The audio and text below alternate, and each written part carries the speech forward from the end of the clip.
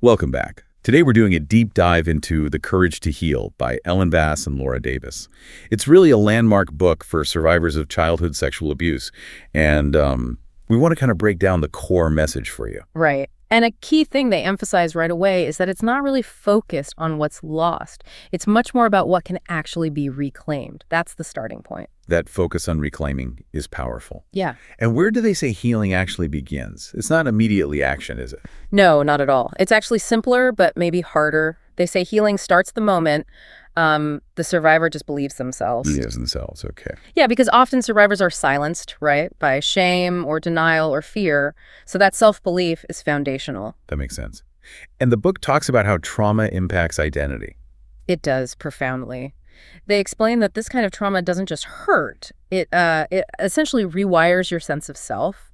You know, basic concepts like love might get tangled up with fear, or touch gets confused with control. Which must make adult relationships incredibly complex. Exactly. It can lead to trying to control everything, or maybe avoiding intimacy altogether because the wiring is just scrambled. So confronting that scrambled identity is the main challenge. Yeah. How does the book help structure that? You mentioned a roadmap.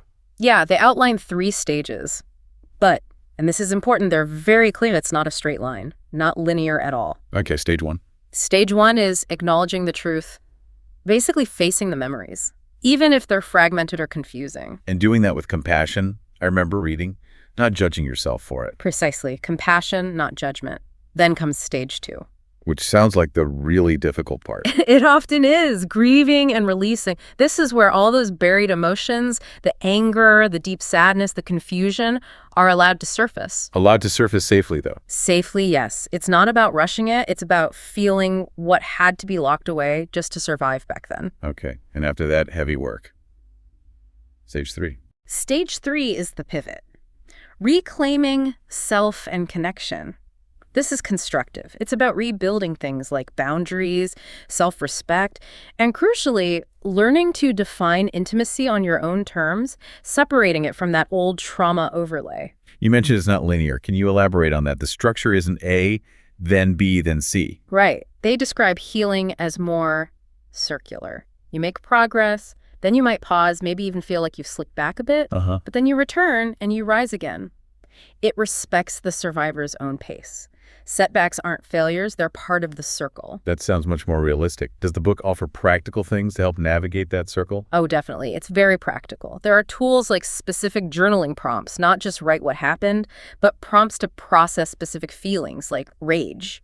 And I remember something about inner child work. Yes, techniques for inner child work. Using visualization, for instance, to give your younger self the belief or protection that was missing then, it's quite powerful. And it stresses doing this work with support, not in isolation, right? Absolutely. Healing is best done in connection.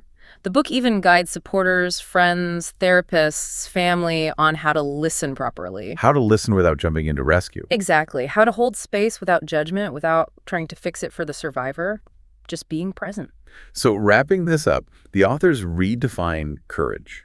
It's not about forgetting. Not at all. Courage, in their view, is about living fully despite the past. Choosing life now. And they offer that core affirmation. What happened to me was real, but it does not define who I am. That's the essence, holding the reality of the past without letting it dictate the future. Okay, so a final thought for our listeners, building on this idea of circular healing. Right. If healing is circular progress, pause, return, rise again, what structure, what personal system do you need in place? What ensures that return and rise again after you hit that inevitable pause or dip? Thinking about that structure consciously seems key for the long haul.